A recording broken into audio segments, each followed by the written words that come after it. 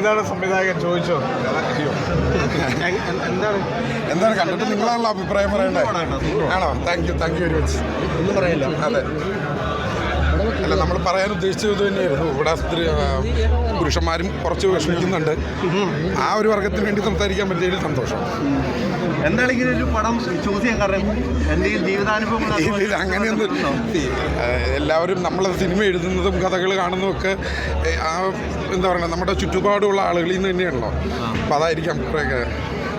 ഒരുപാട് ഫൈറ്റ് ചെയ്തിട്ടാണ് ഫൈനലി ഇപ്പോൾ സിനിമ എത്തിയിരിക്കുന്നത്. അതെ, വന്ന മെസ്സേജും ഭയങ്കര ഗംഭീരമായിട്ട്, ആസിക്കയുടെ പെർഫോമൻസും ഗംഭീരമായിരുന്നു. Thank you. എന്തായിരുന്നു മൊത്തത്തിൽ ഇതുവരെയുള്ള ട്രാവലിനെ? അല്ല, ഞങ്ങൾക്ക് സിനിമ കഴിഞ്ഞതിന് ശേഷം നിങ്ങൾക്കറിയാം കുറേ പ്രശ്നങ്ങളും കാര്യങ്ങളും ഒക്കെ ഉണ്ടായിരുന്നു. എന്തായാലും എല്ലാം നല്ല രീതിയിൽ നമ്മൾ പറഞ്ഞ വാക്ക് സത്യമായിരുന്നു. എന്താ പറയുക, നമ്മളത് ചെയ്തിട്ടില്ല. അപ്പം അത് സത്യമായി. അത് ഹൈക്കോടതിയിൽ നിന്നാണെങ്കിലും സുപ്രീം കോടതിയിൽ നിന്നാണെങ്കിലും നമുക്ക് അനുകൂല വിധി കിട്ടി. അപ്പം സന്തോഷം. എല്ലാവരും കാണുക, എല്ലാവരിലേക്കും അറിയിക്കുക.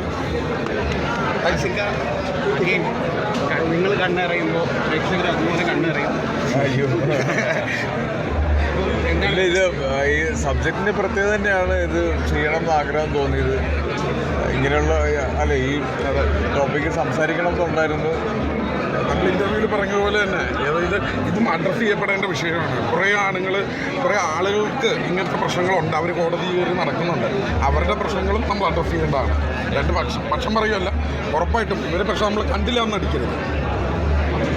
ഓക്കെ, ബാക്കി നിങ്ങൾ പറയും.